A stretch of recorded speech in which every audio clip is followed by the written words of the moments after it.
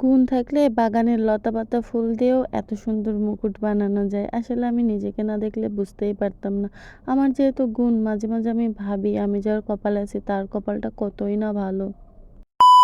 আসসালামু আলাইকুম। কেমন আছেন সবাই? আশা করি ভালো আছেন। আমার মনটা খুবই খারাপ, কারণ আমার ফোনটা আমার নিজের হাত থেকে পড়ে ভেঙে গেছে। অন্য কেউ যদি ভাঙতো আমি তো তার কপালে ১২টা বাজিয়ে দিতাম। ফোনটা ভেঙে যাওয়ার কারণে মনটা খুবই খারাপ ছিল। এজন্য আমি পুকুর পাড়ে গিয়ে বসেছিলাম।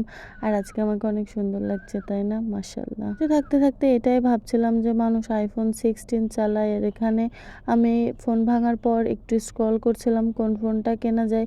তো আমার iPhone 13, 12 এগুলাই বেশি ভালো লাগছিল।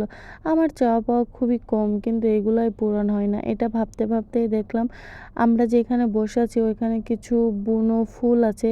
আর আমার কাছে এটা বেশি ভালো লাগে যে এমনি ফুলের চেয়ে কিন্তু মানে বাগানে যে ফুলগুলো থাকে, যার কোনো কদর করে না, ওই ফুলগুলো দেখতে বেশি সুন্দর হয়। যেমন আমি, ভাই আমার কেউ কদর করে না, কিন্তু আমি মাশাআল্লাহ অনেক সুন্দর। আই মিন বাই দ্যাট আমি অনেক ভালো।